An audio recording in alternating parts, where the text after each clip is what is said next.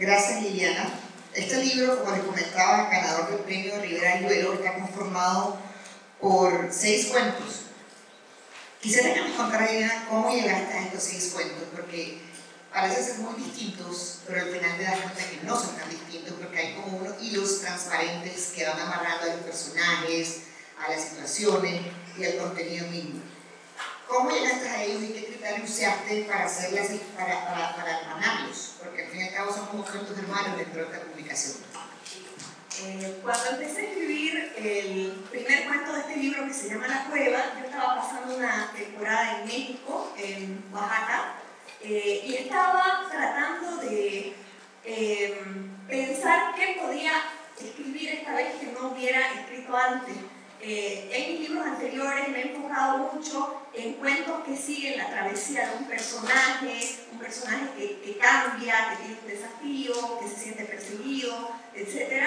Y esta vez tenía ganas de experimentar con algún tipo de formato, de relato, con el que no hubiera intentado nada hasta entonces.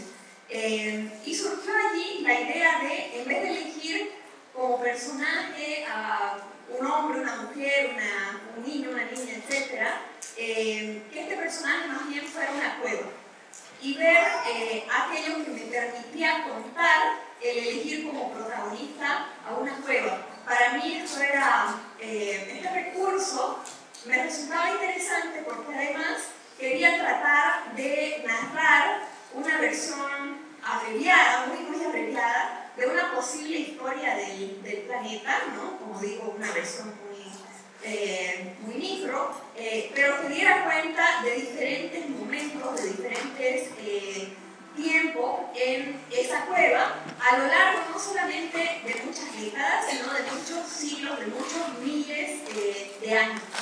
Entonces comienzo esta historia con una mujer en la época de la última glaciación, que terminó hace 11.000 años, y que está a punto de parir, a punto de dar a luz en medio de la nieve, y que está tratando de salvarse en este mundo tan hostil, ¿no? Como es el mundo de una glaciación. Y a partir de esta imagen fui insertando otras que también me permitieron dar cuenta de otros personajes que no eran necesariamente humanos. Y en esta cueva van apareciendo seres como murciélagos, como coyotes, salamandras, insectos, microorganismos, larvas, etc. Y se van recogiendo distintos periodos de la historia, desde la época colonial hasta el presente, hasta un futuro más o menos cercano, para acabar en un futuro dentro de miles de años, ¿no? En los que ya el planeta ha mutado y los seres que pululan en la Tierra son diferentes a los que hay en este momento.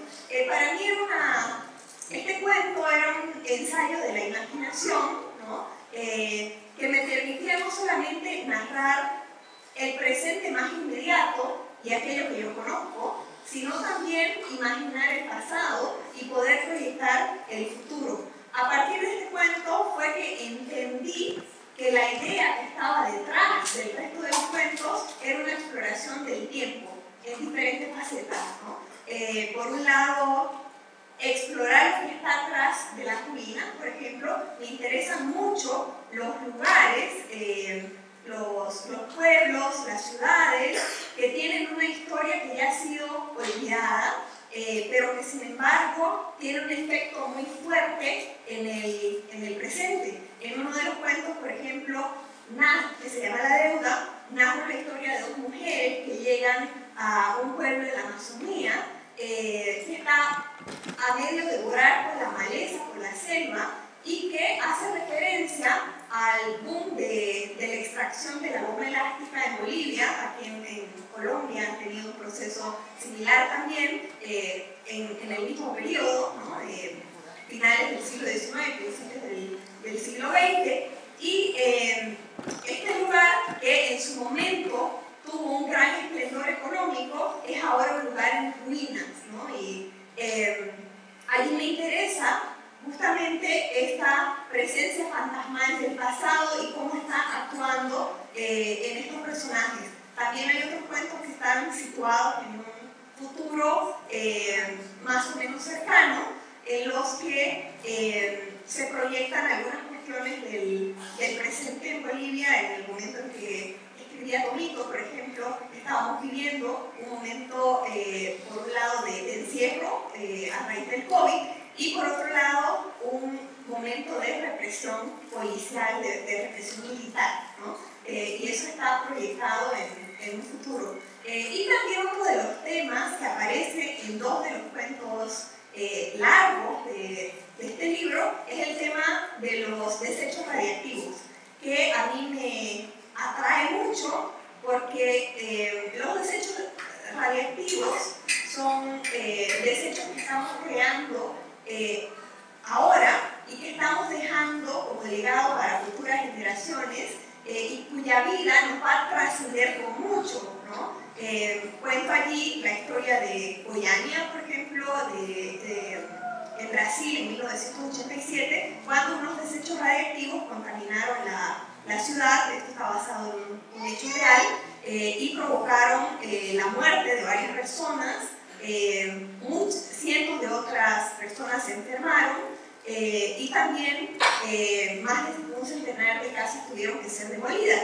Pero además el efecto del material radiactivo que contaminó esta ciudad va a seguir siendo dañino, va a seguir siendo un peligro por los próximos 300 años, ¿no? Entonces esa escala temporal de la contaminación, cuánto dura la basura, los desechos, los elementos tóxicos que estamos creando en el presente, ¿no? Y que nuestra imaginación ni siquiera alcanza a veces a entender ese arco temporal, pues era también una de las cuestiones que me interesaba plasmar en este libro. Así que partió de un deseo de explorar el tiempo en diferentes formas, de viajar en el tiempo también. Ese viaje podríamos decir que comienza con ese umbral que puede ser la cueva, porque es como una puerta que te pasa del pasado al futuro, del futuro al pasado, porque como vos mismo estás diciendo, que a lo largo de todos los temas que tocas en el libro, son temas también de la cotidianidad, de lo que está pasando hoy en día, la pandemia, en el caso de la deuda. Me encanta, por ejemplo, cuando estas mujeres van al pueblo y te enfrentas con todo el desgarro de la naturaleza, pero también con el olvido de los seres humanos y los secretos de los cuales no querés hablar, y que en nuestras historias hay. Entonces yo siento que es como, no se trata de nuestra cosa, es como un umbral que queréis cruzar también con este libro.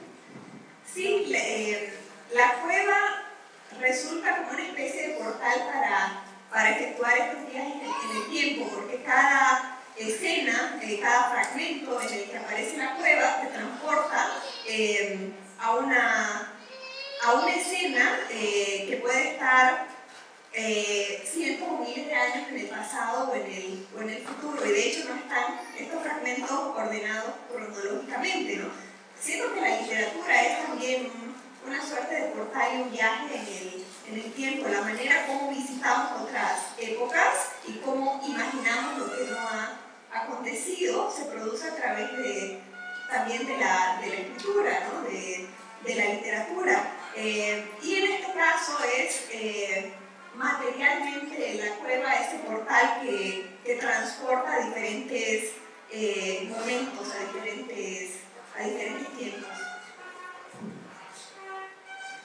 En Atomito también creo que otro tema que me llamó atención, además de lo que decías de la pandemia y del conflicto político que está pasando, pero también un poco el protagonismo que tienen los temas que usualmente son marginales, y que en el libro también vos abordás los temas, y también a los temas de las personas que desgraciadamente por ejemplo son secundarios, pero vos le das como un lugar mucho más relevante. Es una manera también de reivindicar todos esos actores secundarios, entre comillas, de la sociedad. De hecho, ese cuento que mencionas, Atomito, es un cuento que no solamente habla de los efectos de desechos nucleares, sino también de personas que son tratadas como desechos, personas que son desechables para el resto de la sociedad y por lo tanto son expuestas a estos materiales tóxicos sin ningún reparo, sin ningún tipo de protección del Estado. Y el cuento Tomito, si bien está escrito en un registro de ciencia ficción y más concretamente en un estilo cyberpunk, ¿no? En realidad tiene un ancla muy fuerte en hechos que están sucediendo ahora mismo en Bolivia. Hace unos años se aprobó la creación de una planta nuclear que no tiene como objetivo la creación de armas nucleares, sino más bien la investigación nuclear para tratar el cáncer, etc. Es decir, tiene objetivos positivos. Sin embargo, había allí un hecho problemático en este proyecto y era que se planteó construir esta instalación nuclear muy cerca de la ciudad de La Paz, ¿no? Muy cerca de uno de sus distritos periféricos. Entonces, en el evento de que aconteciera un accidente, pues la contaminación podría afectar a cientos de miles de personas. Y los habitantes de este distrito protestaron, salieron a manifestarse contra este proyecto, de manera que el gobierno trasladó el proyecto cerca de la ciudad del Alto, que está cerca de La Paz, y cuya población es mayoritariamente indígena, ¿no? Entonces, finalmente, un proyecto que tiene la capacidad de contaminar de una manera irreversible a una gran cantidad de población, pues se traslada justamente cerca de la ciudad con mayor población indígena de Bolivia. Eso me pareció llamativo. Y el otro hecho que disparó mi imaginación fue que el gobierno decidió promocionar esta planta nuclear a través de la creación de una suerte de mascota, de caricatura, de anime, a la que le puso el nombre de Atomito. Y ustedes pueden entrar a internet, a YouTube, y escribir Atomito, y les va a salir la publicidad gubernamental. Hay un pequeño muñequito que tiene una capa azul, una voz muy delgadita, que se presenta como: ¡ay, soy Atomito, el mejor amigo de todos ustedes!, ¿no? Y va guiando a la gente a través de la planta nuclear, mostrando cuáles son sus beneficios y todo. A mí me llamó mucho la atención este personaje, porque me pareció extraño y un poquito espeluznante que para un proyecto así se utilizara a una mascota cuyo público podría ser más infantil, ¿no? Y que él fuera con este tonito, además un poco irritante de voz, quien explicara pues, cuáles serán los usos y los beneficios de la planta nuclear. Así que a partir de esta imagen decidí incorporarlo como personaje del cuento, ¿no? Que es un personaje infantil, pero también siniestro, ¿no? Pero sí, de hecho, una característica de las zonas contaminadas en muchos lugares del mundo tiene que ver que están al lado de poblaciones empobrecidas, ¿no? y poblaciones indígenas. Y este es un punto que a mí me llamó mucho la atención y que decidí también incorporarlo en el cuento. Hay una música de fondo que me está resultando bastante... Es el grupo Andorra, que demora 7 minutos ensayando, disculpen, invitados a las 8. Desde que empezamos esta ensayando, desde que empezamos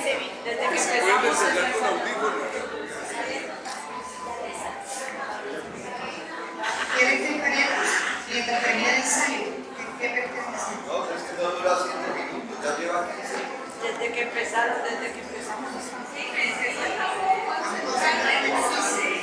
Podemos aprovechar ahora para buscar en YouTube a Atomito. Y hablar más despacio. Hablar más despacio.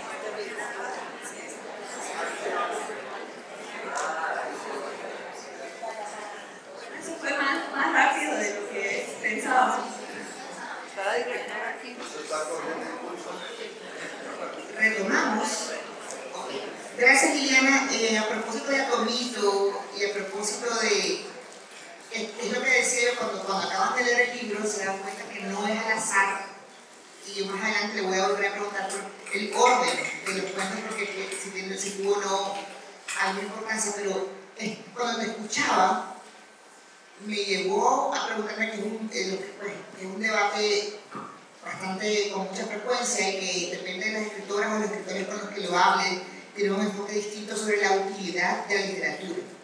En tu caso, yo creo que vos estás trayendo a cabo una serie de temas que de lo contrario no tendrían un rol todavía, no estarían presentes en esta conversación, por ejemplo. Si no hubiese escrito de esta planta, o de esta central nuclear, o de la cueva, o sea, porque son temas al fin y al cabo que, basados o no en realidad, o ficción basada en hechos reales o no, son temas que estás tocando que están afuera.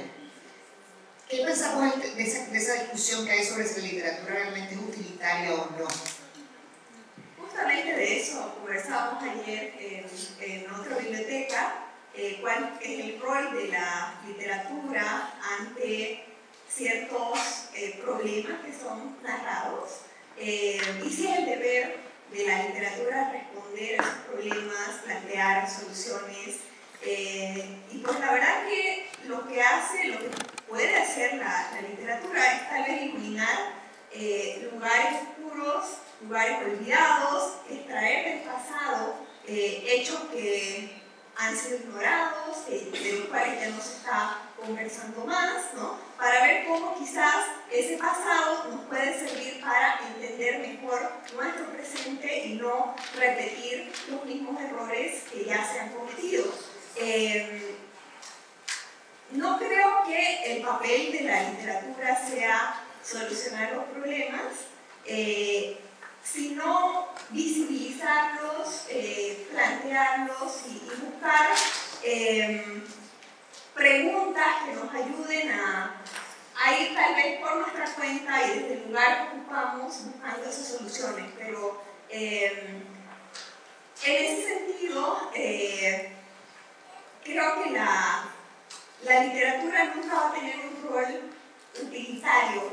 Las veces que se le ha querido incorporar de esa manera o optar de esa manera, pues termina perdiendo su fuerza, ¿no? Porque la literatura es una zona de preguntas y como tal es una zona de gran ambigüedad, no un lugar al que se va ya con una respuesta prefabricada. Me parece que cuando la literatura tiene ese rol didáctico, cuando la literatura le dice a las personas lo que tienen que hacer o cómo deben ser, termina perdiendo esa capacidad de interpelación que es lo que la hace más convocante, ¿no? Y la gente también, los lectores, se dan cuenta.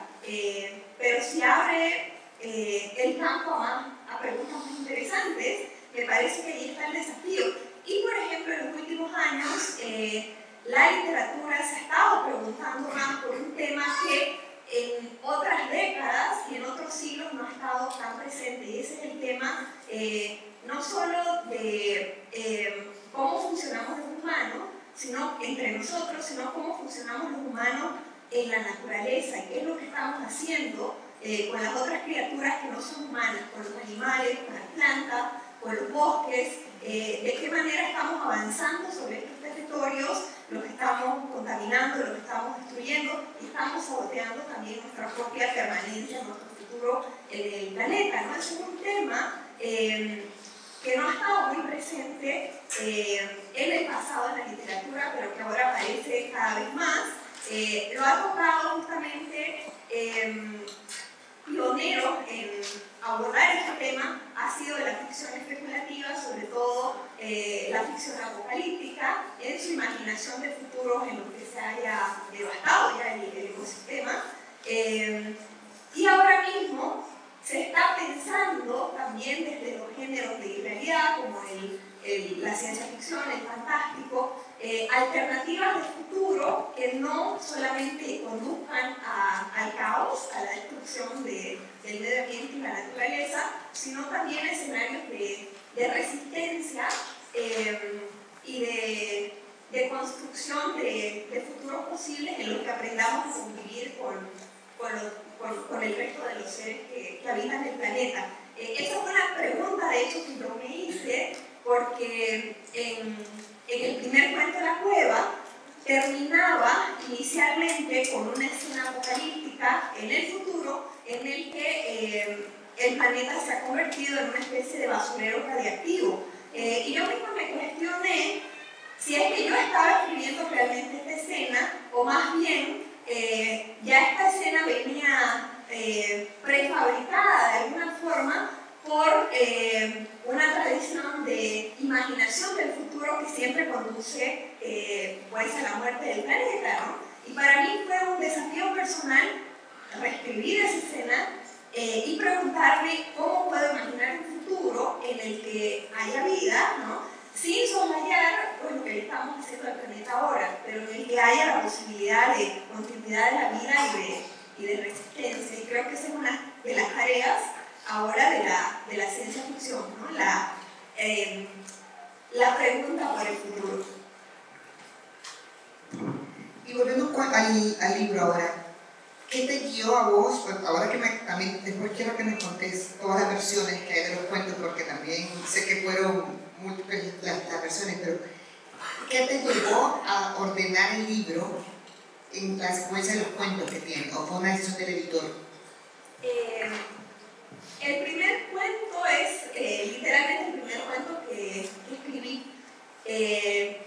Los demás cuentos fueron ordenados de manera más intuitiva, tal vez para ir intercalando cuentos de aliento más largo con otros más breves, de manera que no fueran bloques en los que hubiese cuentos largos y cuentos cortos por un lado, ¿no? Sino que hubiese esa sensación de equilibrio, ¿no? Entre cuentos de aliento más breve y cuentos más de una extensión mayor, pero a la vez también quería cerrar con el cuento que le dio título al libro, Ustedes brillan en el oscuro, que para mí también contiene varios elementos que están presentes en los otros relatos. Por ejemplo, no solamente la contaminación del medio ambiente o nuestra relación con el medio ambiente, sino también la idea de los sobrevivientes, porque creo que este es un libro que hace mucho hincapié en la supervivencia, ¿no? En cómo la gente se reconstruye, se vuelve a poner de pie, se intenta curar, sanar después de haber pasado por los traumas más grandes. Y en este caso, el trauma que está narrado en el cuento con aquel nombre, Ustedes brillan en el oscuro, es el de Goiânia en 1987, cuando dos recolectores de basura entraron a una fábrica, a un hospital oncológico abandonado y desmantelaron unas máquinas para tratar el cáncer y las vendieron como chatarra sin darse cuenta que dentro de esas máquinas había material radiactivo. De hecho, ellos encuentran una pequeña cápsula del tamaño de un dedal que emitía una luz azul fluorescente que les parece hermosa, y ellos creen haber encontrado la belleza en medio de la chatarra. Entonces, el impulso que tienen es el de compartir esta belleza, ¿no? Y el chatarrero que compra estos materiales, incluyendo la cápsula, lo que hace es llamar a su familia, a todos sus parientes más cercanos, a los vecinos del barrio, a los niños, ¿no? Para hacerles ver y tocar este polvo que emitía en la noche esta luz azul, y toda la gente empieza a celebrar como si hubieran encontrado un milagro. Para mí en esta imagen se cifra algo hermoso y trágico: nuestra atracción por la belleza, nuestra creencia en la luz como algo bueno, ¿no?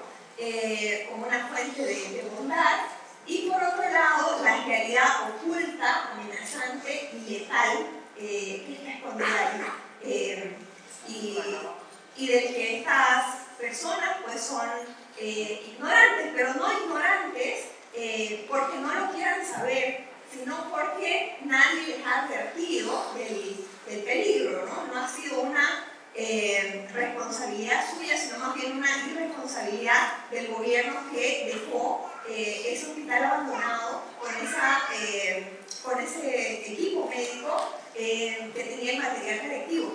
Entonces, a partir de allí cuento la historia de la ciudad y de cómo son impactadas las vidas de cientos de personas en Goiânia, en un accidente que fue también bastante y muy rápidamente olvidado. Pongámonos a pensar que el accidente de Chernóbil ocurre en 1986, ¿no? El de Goiânia ocurre en 1987, solamente hay un año de diferencia. Y hoy en día, ¿cuánto hablamos de Chernóbil y cuánto hablamos de Goiânia?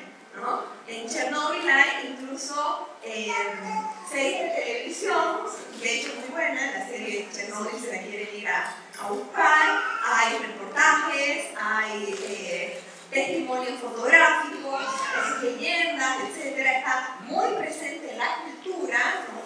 Hay también el libro de la premio Nobel, que se llama Alexievich, Voces de Chernóbil, que da cuenta de los sobrevivientes de esta tragedia. Sin embargo, algo similar no ha ocurrido con este accidente latinoamericano, que ha sido el accidente nuclear más grande que ha ocurrido fuera de una central nuclear. Y aún así no se lo recuerda. De hecho, una cosa que me llamó la atención cuando investigaba la historia del accidente es que no hay ninguna plaqueta, ninguna estatua, ningún monumento, nada que conserve la memoria del accidente. Lo único que existe en Goiânia es el graffiti que un artista o unos artistas callejeros anónimos pintaron en una pared en las que se muestra a la contaminación radiactiva como una suerte de gigante o de monstruo, ¿no? Que está emitiendo una luz. Y de hecho la foto de ese mural forma parte del cuento. Me interesó que esta memoria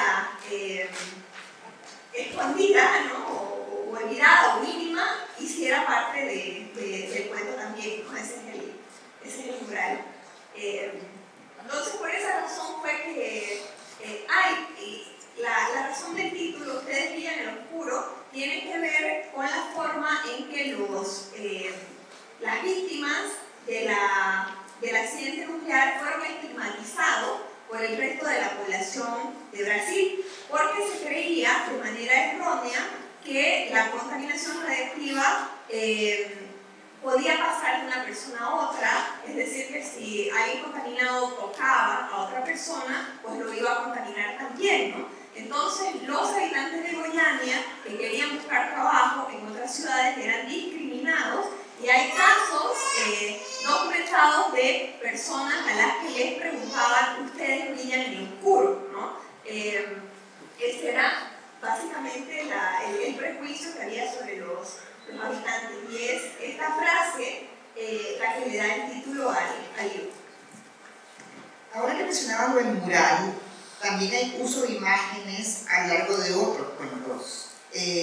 Por ejemplo, en esta imagen que también son parte también del cotidianidad o de los temas que estás tocando. Contanos un poquito más, o sea, sobre cómo fue esta cuestión de incorporar estas imágenes donde precisamente iban en ese cuento, pero me llamó la atención porque no es un recurso tampoco muy usado. Quería incorporar lo visual al libro, y de hecho hay algunos cuentos en los que aquello ocurre, además de Ustedes brillan en el oscuro, como Atomito, ¿no? Sí. En Atomito el uso de estos componentes visuales es distinto. Ustedes brillan en el oscuro tenían la función de traer al presente esta memoria casi olvidada del evento nuclear. Pero en Atomito hay más bien un juego, un diálogo con las culturas de los videojuegos, ¿no? Porque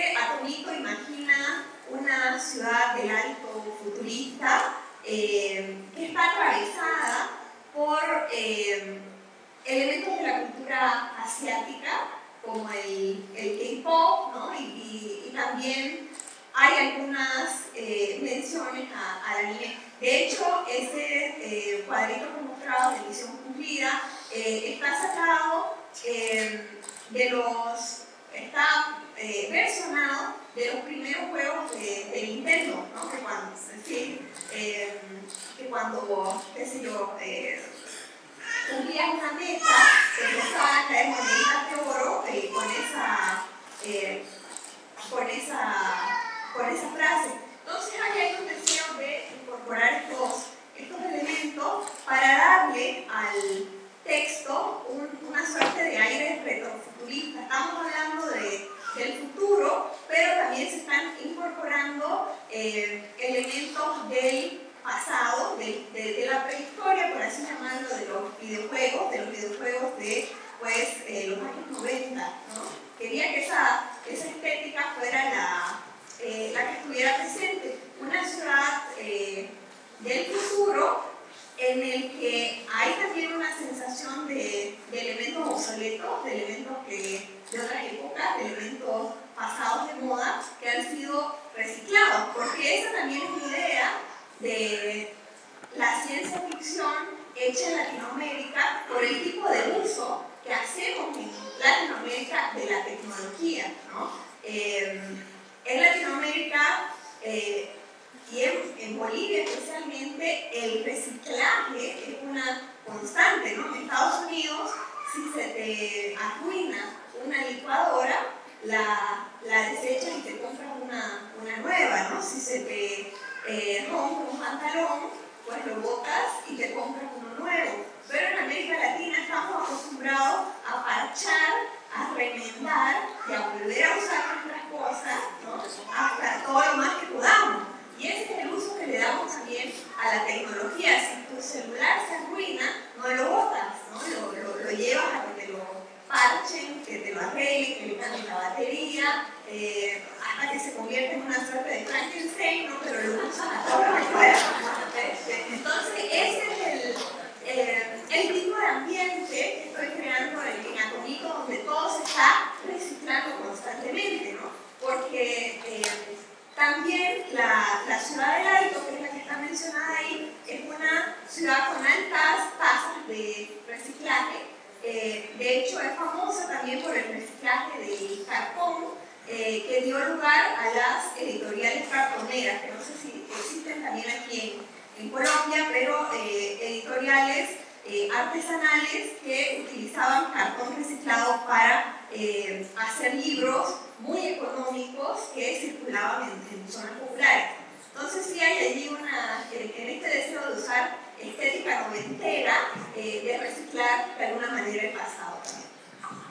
Sí, ese pasado que forma parte de nuestra vida, pero cuando vi esa imagen me acordaba de las primeras veces que uno jugaba Pac-Man o... Tal cual. ¿Me entiendes? Que ya no creo que te vas comiendo todo.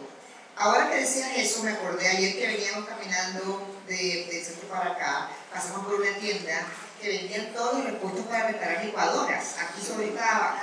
Y me impresionó, dije, o sea, yo vivo en España ahora y es un problema cada vez que queremos reparar algo, protestear y comprar uno nuevo.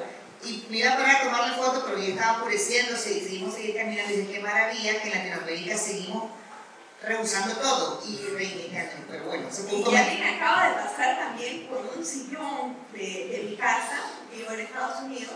Tengo un sillón que mis gatos han destruido de tanto arañarlo y a mí me gusta mucho, entonces fui a preguntar cuánto salía retapizarlo. Y el costo de retapizarlo era como 3 veces más alto que comprarme de nuevo el sillón. Yo hasta ahora me niego a tirar ese sillón, voy a ver qué hago, ¿no? Pero a la vez hacerlo retapizar por 3 veces, lo que cuesta uno nuevo, también me parece una locura, ¿no? Así que sí extraño esa posibilidad de poder reparar las cosas, remendar las cosas y volver a usar esto que tenemos en la teoría. Probablemente esto va a acabar en otro cuento, cuando decidas qué vas a hacer como si comprar un sofá que te cuesta 3 veces. Me lleva a otra pregunta. A pesar de que vos hace mucho tiempo viví en Estados Unidos, donde estudié tu doctorado, desde donde he estado trabajando. Latinoamérica es una fuente muy importante de tu obra. En este libro tenemos Oaxaca, tenemos Brasil y tenemos diferentes ciudades de Bolivia. ¿Por qué este retorno permanente a la casa? Como que si, no sé si debe plantearse que viví con la casa puesta de alguna manera o para tener un hilo con Latinoamérica. Creo que es eso, que la literatura para mí es un retorno a mi casa, y mi casa es América Latina, es donde yo me siento a gusto, donde, por más que no sea mi país, yo siento que están mis hermanos, ¿no? Latinoamericanos, y es el territorio de mis sueños y de mis pesadillas también. He escrito curiosamente muy poquito,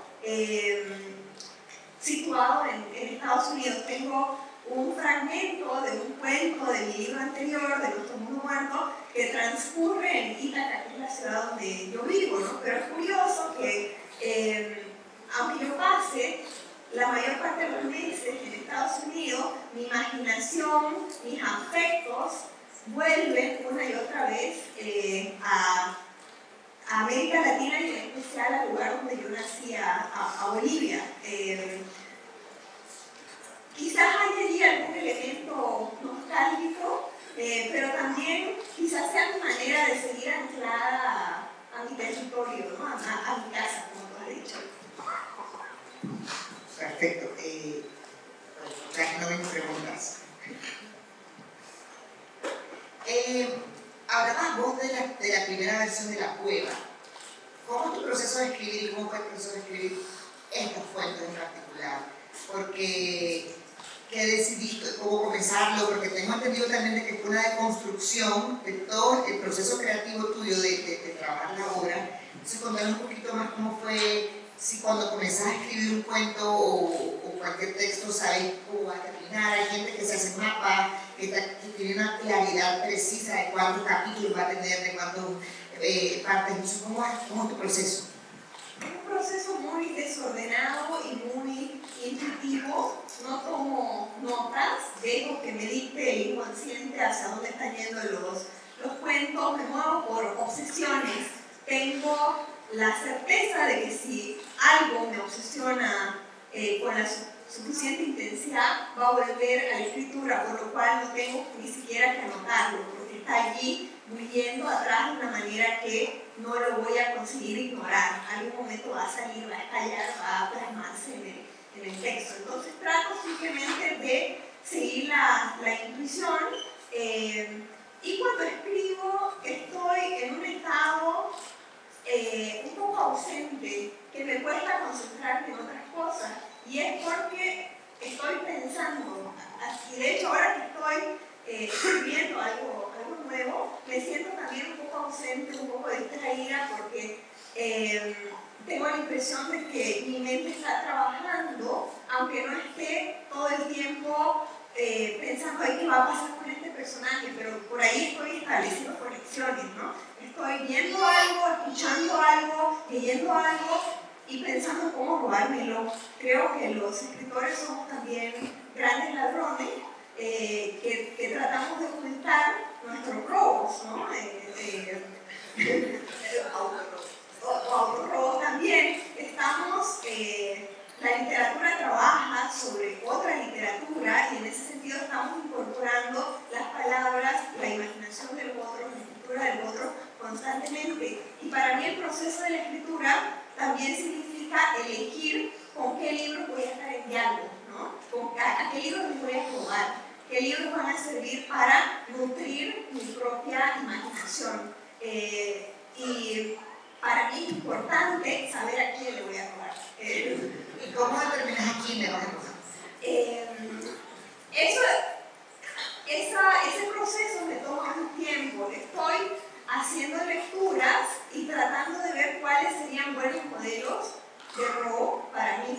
Porque ha habido veces que me he equivocado del autor que he robado, ¿no? Y me ha conducido a callejones sin salida muy frustrantes y muy desesperantes. Por ejemplo, una autora que yo admiro muchísimo es Marisa Di Giorgio, pero ella tiene un mundo que nunca he conseguido incorporar a las propias claves de mi escritura.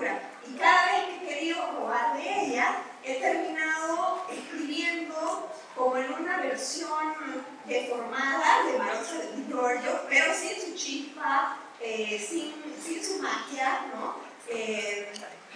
Y sin apartarse mucho de sus coordenadas.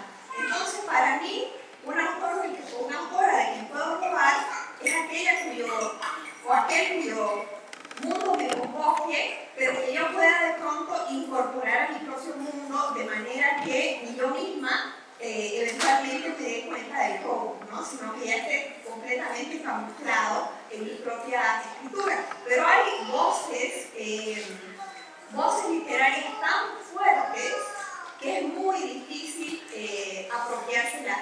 Y yo diría que otra, con la cual me ha pasado lo mismo y por eso he decidido ni siquiera volver a intentarlo, a pesar de que es otra voz que a mí me resulta fascinante, es la de Juan Rulfo, ¿no? He leído muchísimas veces Pedro Páramo, pero hay puntos cristianos con el cual es muy peligroso intentar trabajar. No imposible, pero muy peligroso. Y yo diría ahí que una autora excepcional que ha sabido trabajar las claves de Rulfo para meterla en su propio mundo es la mexicana Clio Mendoza en su extraordinaria novela Furia, ¿no? Que se mide con Rulfo, pero desde un mundo propio, ¿no?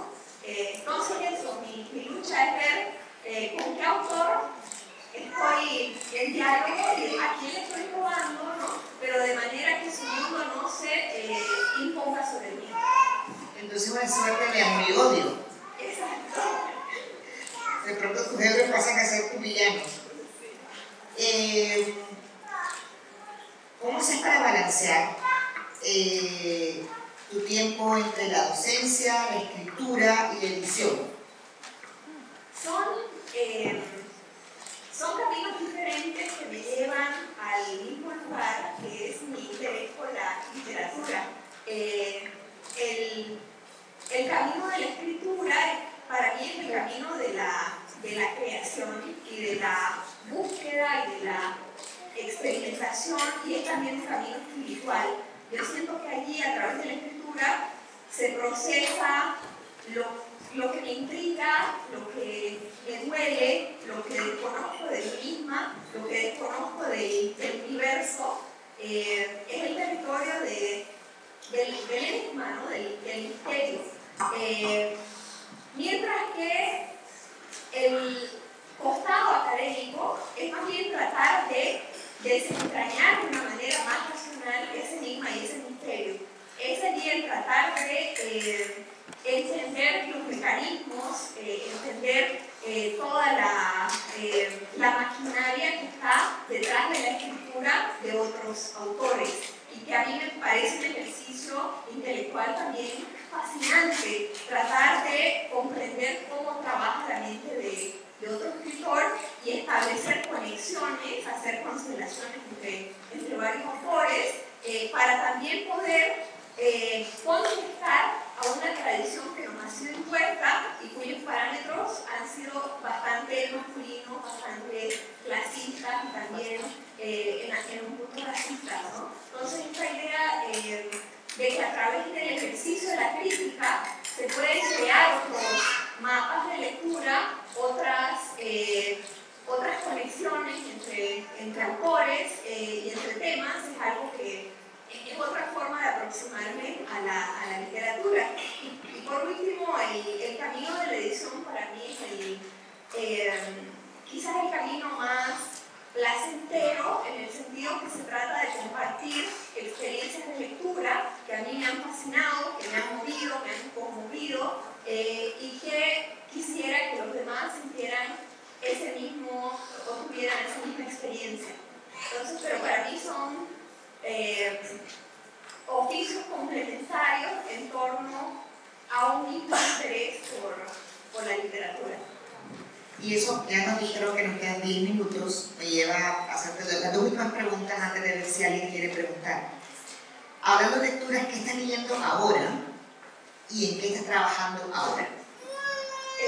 Lo último que acabo de leer es un poemario de un joven poeta del Alto, en Bolivia, que se llama Fermas López.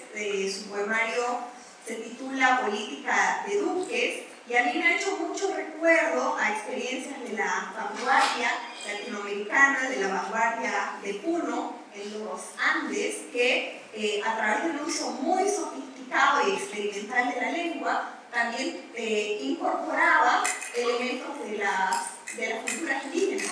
Y eso es lo que está haciendo la poesía de Kermasi Pérez, pero con un lenguaje mucho más contemporáneo, atravesado por la cultura chicha, por la cultura de la cumbia chicha. Entonces tiene este aire muy vital, muy potente, y un uso además del aymara, que es bastante revolucionario y rompedor en nuestra poesía, ¿no? En una poesía boliviana que se ha escrito tradicionalmente en castellano, o si no, completamente en un idioma indígena. Pero lo que resulta muy fresco en el uso del lenguaje de Kermasi Pérez es cómo va intercalando ambos idiomas, jugando con la musicalidad, combinando el ritmo y la música del aymara y del español. Es el último libro que he leído y que me ha fascinado. ¿Qué estoy escribiendo? Generalmente no me gusta contar mucho porque soy supersticiosa, así que toco madera. Siento madera,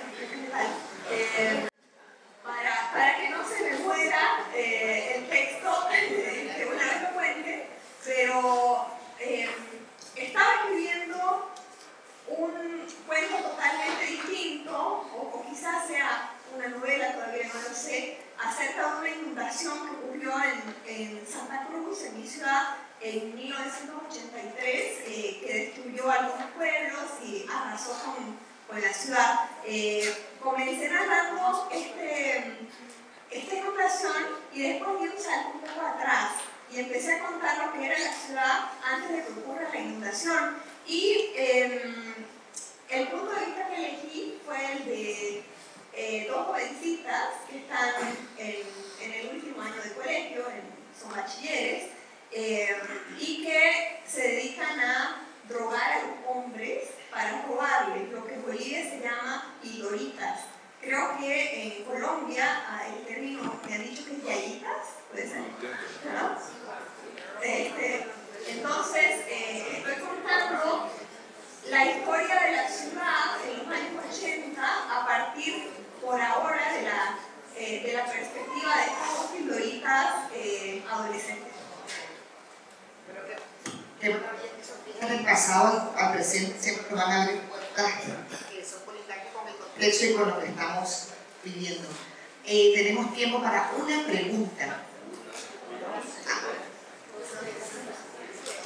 Por ahí, ya para dos, allá y acá. Aló. Sí, yo iba a hacer una pregunta. Liliana Calanzi se mueve en varias dimensiones, y una de las dimensiones en que se mueve, que ya es reconocida, es la del terror, la del horror. Quien se mueve en esa dimensión a veces le cuesta trabajo espantar sus espantos. ¿Se le metió el terror en la prueba? Sin duda, el terror para mí es una forma de exorcizar fantasmas que ya están allí y medirme con ellos y darle una forma a esas inquietudes, a esas pesadillas y a esas zonas de la realidad que son bastante oscuras, ¿no? Entonces, inevitablemente mis cuentos terminan adquiriendo algún cariz oscuro que puede interpretarse como terror, pero me gusta también la mezcla de diferentes géneros. Me gusta pasar del horror a la ciencia ficción, o hacer una ciencia ficción que esté atravesada por el horror gótico, ¿no? Porque siento que es una manera también de apropiarme de la realidad, de no simplemente responder a la realidad copiándola, sino creando mi propio mundo atravesado por ciertos códigos y por ciertas atmósferas opresivas. Gracias. Acá. Hola, gracias Liliana. Me encanta que leas poesía, que tus referentes sean Rosa y Giorgio y Juan Rulfo. Para mí es un poeta, entonces quisiera preguntarte si escribes poesía y si alguna de tus referentes por casualidad es Úrsula K. Le Guin. La última vez que intenté escribir poesía fue en la adolescencia con resultados muy poco felices. Y la verdad que no lo vuelvo a intentar, aunque a veces siento que me dan vueltas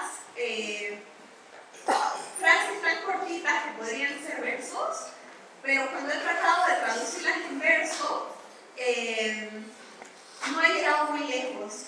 Siento que para mí la poesía es importante y de hecho recurro mucho a ella cuando estoy escribiendo, pero que en mí se traduce ese aliento poético como más como prosa, ¿no? Y espero, por lo menos ese es lo que deseo, no sé si lo logro, que esa pequeña chispita de la poesía, ese juego de las palabras, esa danza de las palabras, ese ritmo, sea como lo que sostiene el cuento. De hecho, no me interesa tanto lo que cuento, sino escuchar la música que me permite componer la melodía. Y es para mí esa música lo que va guiando la trama de los personajes y la madre de vez, ¿no? Necesito escuchar primero ese ritmo para entender de qué va el cuento y no viceversa. Y eso es algo que me lo da la poesía. Pero como escritura de poesía per se, la verdad que hace muchos años no lo intento y cuando lo hice los resultados fueron vergonzosos. Pero y la poeta que me mencionaba, la Úrsula K. Le Guin no la conozco, pero ya me anoto la referencia.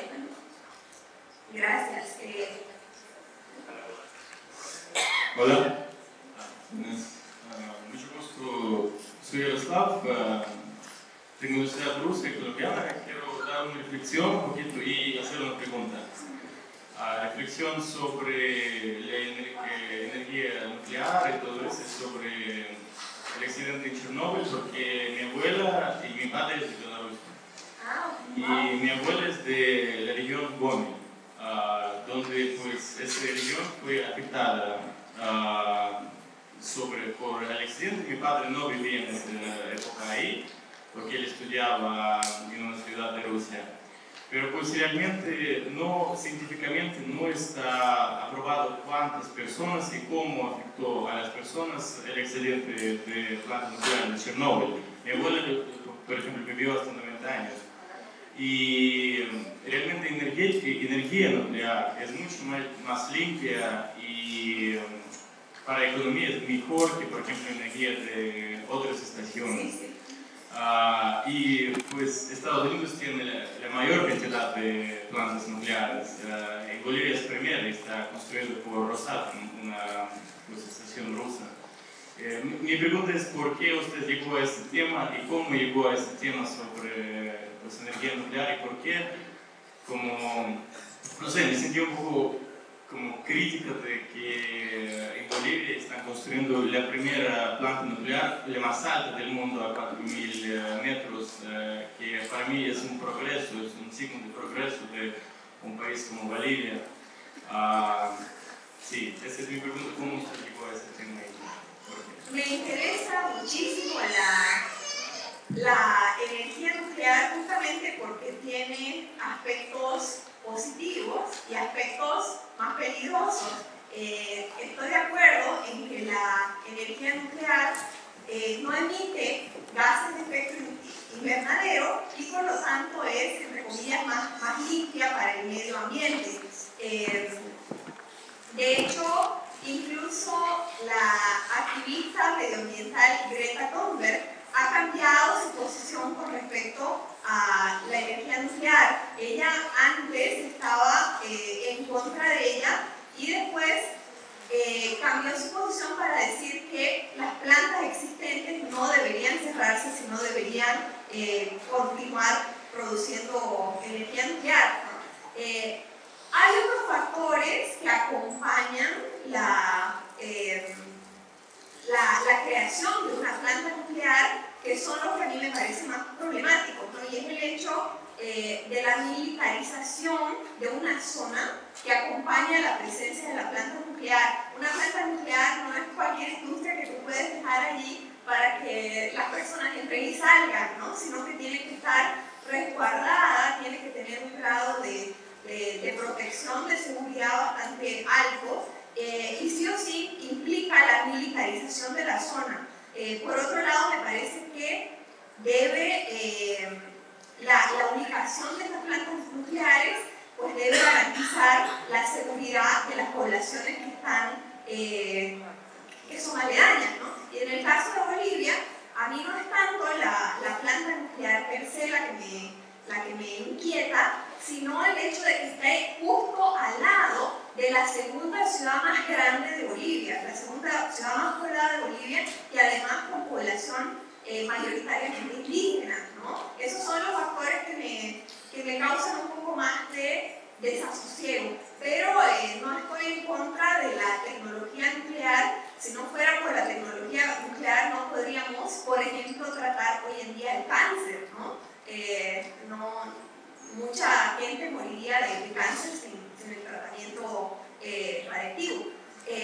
Y cómo llegué a este tema, pues a mí me fascinó desde pequeña el accidente de Chernóbil, los efectos en la naturaleza y lo que ha pasado, que es también muy interesante y contradictorio en la zona de exclusión, y es que animales que habían escapado de esa zona hace muchos años, como los lobos, ¿no? Que ya no se veían en esa área, una vez que sucede el accidente y se va la mayoría de los habitantes, empiezan a volver estos animales, como los lobos, que ya no eran parte de la ecología de la región, ¿no? Y como de pronto el lugar se convierte en una suerte de Edén radioactivo en el que las especies están volviendo a florecer a pesar de que el nivel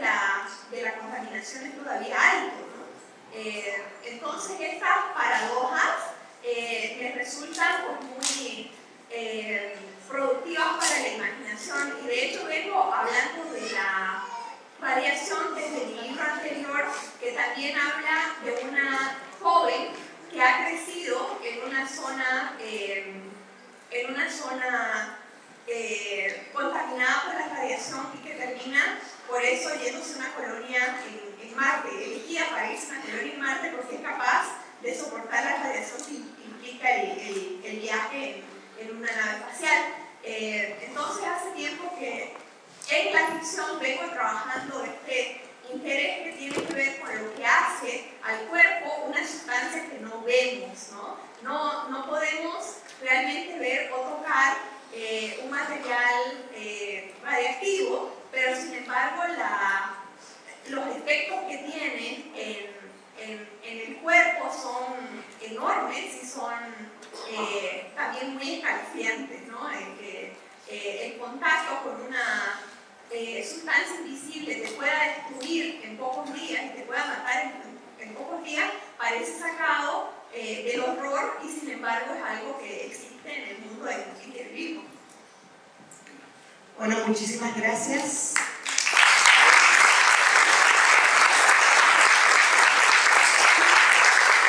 Gracias, Liliana, por compartir con nosotros y por la verdad por darnos el tiempo extra, y gracias a todos y todos ustedes por acompañarnos, y gracias a Paul, que también nos dio estos dibujitos.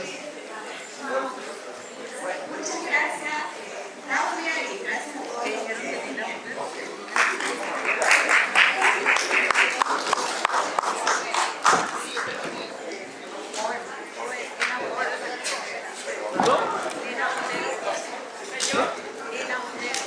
¿Sabes?